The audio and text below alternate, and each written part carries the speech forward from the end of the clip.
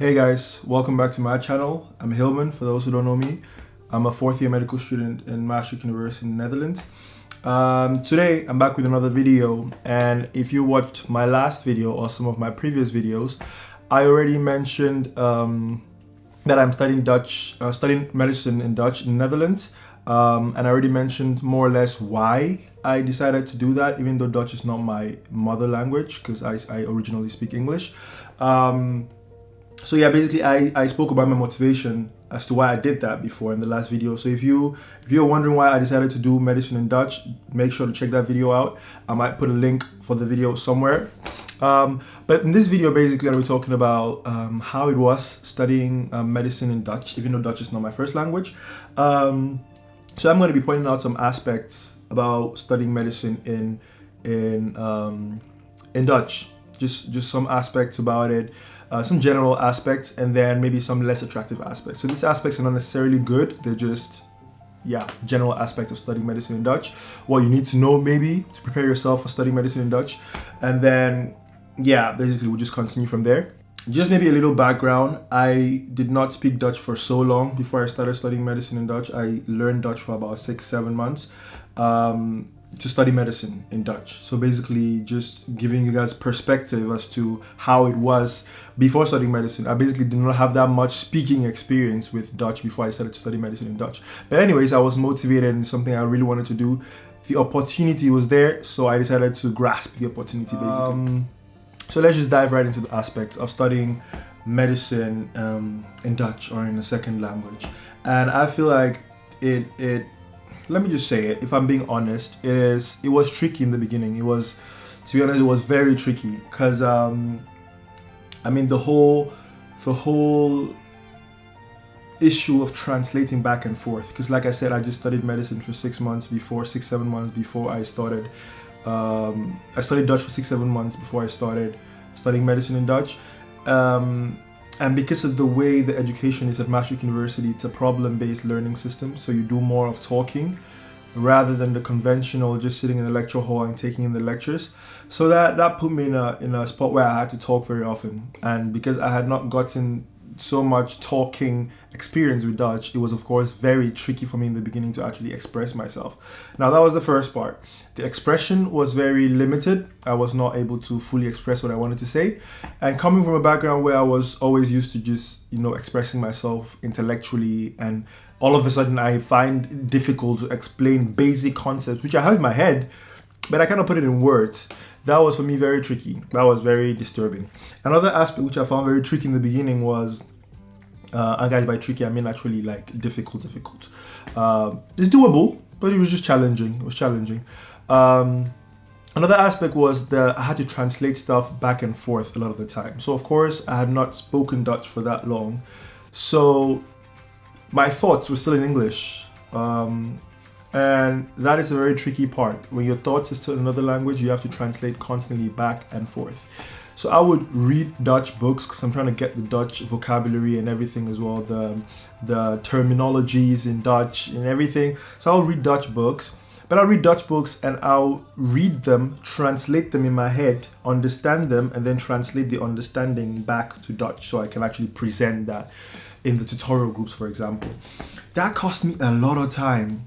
I remember I would take cases which in year 2, for example, would take me 3 hours to prepare. In year 1, I would spend whole 2 evenings of like 5 hours each preparing that same case. So in the beginning, it was very time consuming. It was very cumbersome. It just felt like a lot to do. And at that point as well, I remember I never felt like I actually had it done. Like now I would prepare cases and I'm like, okay, this knowledge I have is sufficient for the tutorial group, for example, or is sufficient for what I have to know for the exam. But in year 1, I never felt like I knew enough. I always felt like there was more I could know to prepare myself for the tutorial group. And eventually, even in the tutorial group, I would still not feel like, even if I did the most I did, I would never feel like I prepared enough. So next time I would want to push myself further and push myself further the next time. And I found that it was never really enough in a sense. So I think just the whole translating back and forth, never feeling like it's enough, just the lack of expression. All these things were really tricky for me in the beginning. And I know it took me a while to actually cope, and shout out to all my classmates from year one who always encouraged me and motivated me and told me they understood me, even though I know they did not really understand what I was trying to say. But they really motivated me. They really pushed me to keep going for what I wanted to do. And I know if I didn't get that motivation from them, I just might have stopped studying, because it was just so hectic at one point. I couldn't see a way forward. But yeah, basically that was the first aspect. That's not really a positive aspect. That's just like a background aspect to how it was in the beginning. Also important to mention, in the beginning for me, understanding was like the easiest part, because I could understand everything they were saying, but it's just the expression that was limited, like I already mentioned. But the terminologies and stuff with medicine, for example, the terminologies are all mostly in Latin, because Latin is a universal medical language. So that really helped me, because I had Latin in high school, and I also had I used a lot of these terminologies before, so you can easily switch from the Latin terminologies to the Dutch terminologies, and if you use any one of them, it's fine. And also for most things, because most textbooks are in English, most Dutch students, tutors, instructors, lecturers know the English words as well. So if you use the English words, it's also fine. So basically you can, in terms of like hard terminology and terms and anatomy and all these kind of things, you can use the English terms, you can use the Latin terms, you can use the Dutch terms. And for some things, Dutch don't even have terms for it. So this really made the studying process a little easier. I would definitely say that made it a little easier, because I had the flexibility to use even the English terms I knew, because everyone understood the English terms. So that is definitely a pro. It's definitely a pro. The second aspect is that, of course, studying medicine is more than just getting knowledge in and reproducing it. Of course, you need to be able to know how to measure blood pressures. You need to be able to know how to inject, some practical skills. And I noticed with me, this is a good thing, I noticed with me, because of this lack of expression in the beginning, I know I invested, I don't know, somehow my brain learned to perform better when it comes to practical things, because that's where I could really fully perform, So I noticed when it came to like the skill stuff, I was better at that. I felt better doing than talking. So I was just in there doing my thing. Even though I know I could, even though it's in my head, when I'm trying to say it and the expression is less, I know just doing stuff really helped. So like the practical skills and the other parts of the medical curriculum, which are not necessarily required to talk, I perform better in those ones. So of course, if you're feeling down because you cannot talk, you cannot express yourself, there's other domains to the medical training which does not require talking necessarily. So I guess, for example, the skills trainings, those like were for me, those were my thing, where I really felt comfortable doing those ones. So that's another aspect to the whole thing. And I feel like that is also like really a good aspect of Maastricht University in general, that from the beginning you really start learning these hands-on skills. Like you start measuring blood pressures, blood sugar levels,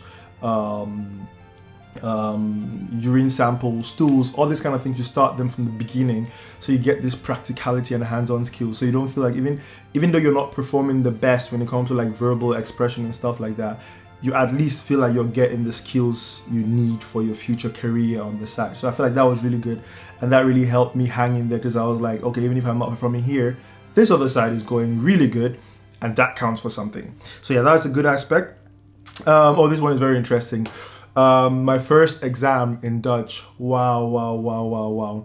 It was not that bad, but I noticed the exam was like 60 minutes, right? I don't know if it was 60 minutes. No, I think it was 60 minutes. It was multiple choice with some open questions in there. And the questions were like long. So you have like a long, like 4 or 5 sentences to read and then answer the questions. And I noticed at like 30 minutes, at the 30-minute mark, some classmates of mine were done.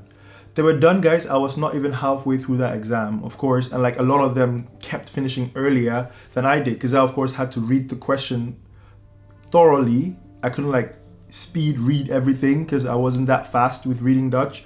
So that really made it tricky for me. And I know, like, I think the second exam I did not finish, and because I did not finish, I failed that exam.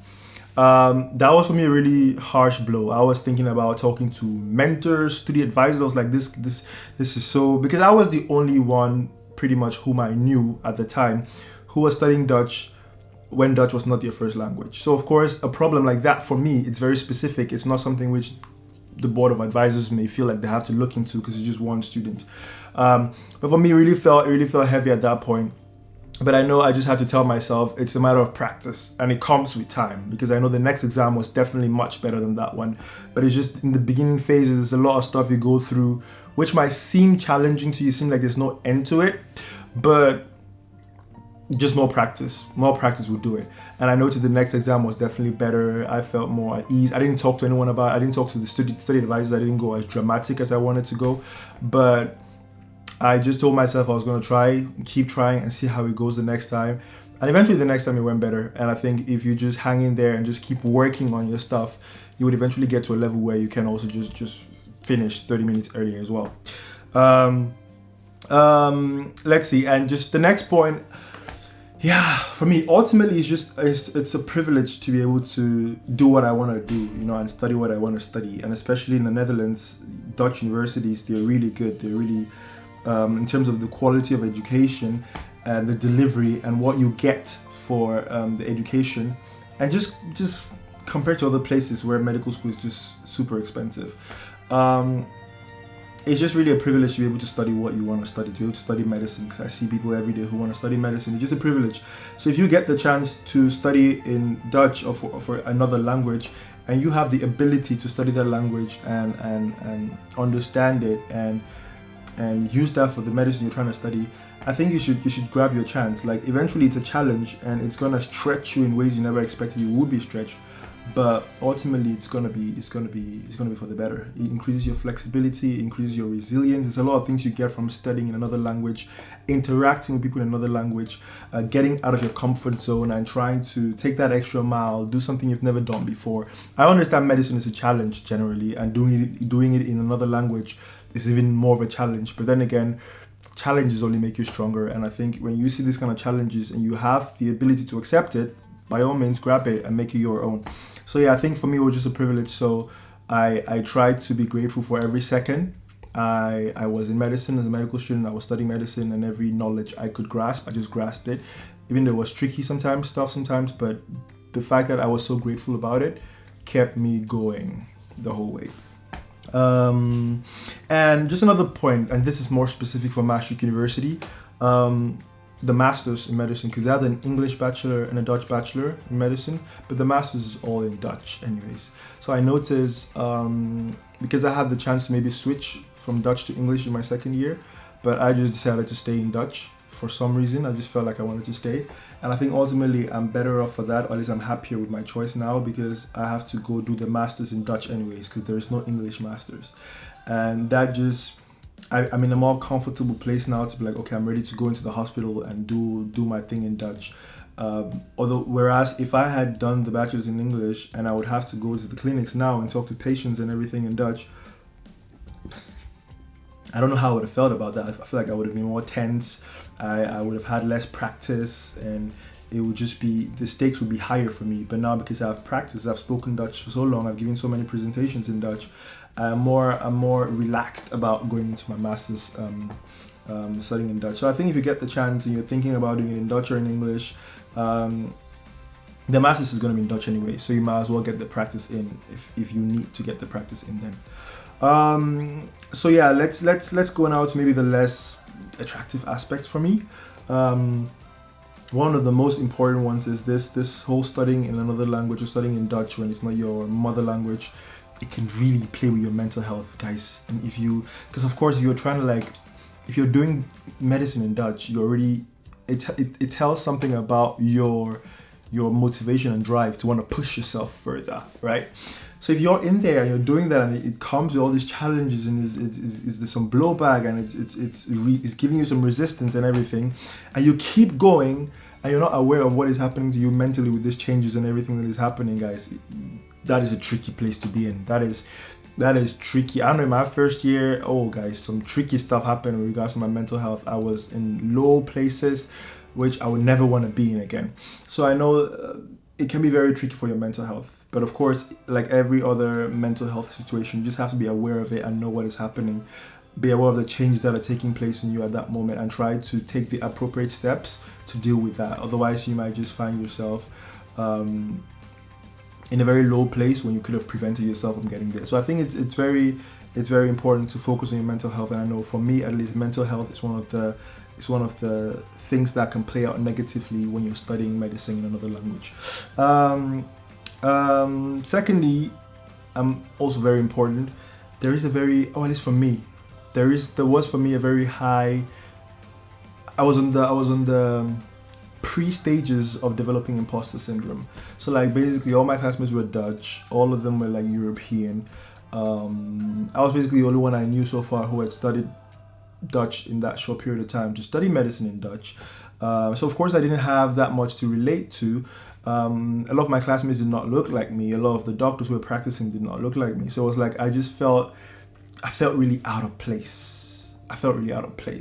My expression was less. I just felt like I wasn't myself. I tried to do stuff to fit in. I felt like I asked myself what I did to deserve being there, and all these kind of things. These are things which can really play with your psyche at that particular point, and you can easily just develop imposter syndrome. But eventually you have to tell yourself you are qualified to be in there. Like, you got there for a reason. It's not by chance you're there. You worked hard to be there. Now be grateful for the fact that you got in, but you're in and you deserve to be there like every other person who's sitting around that table. So eventually that's something I had to tell myself. I had to repeat it to myself day in, day out for it to really sink in, and for me to believe that I belonged there, and that was where I was supposed to be at that time, and not allow me drop out or something. So I think in terms of the negative aspects or the less positive aspects, are two things which I know I really struggle with: mental health issues and just developing imposter syndrome and feeling like you don't belong there. So guys, that has been it for me, more or less. I hope this video could give someone out there who is looking forward to studying medicine in a second language some more insight on what it's like studying medicine in Dutch at Maastricht University, even though Dutch is not my mother language, or just studying medicine in another language which is not your first language. Be sure to let me know in the comment section below if there's anything else you want to know, or if there's anything you're curious about. If you watch some of my previous videos, you can find my social media handles, my email and stuff like that. I can also put in the description below. Be sure to link up if you're curious about anything, if you need advice about anything, if you have questions, and I'll be sure to answer the questions as soon as I can. But that was it for this video, guys, and until next time, stay safe and stay healthy.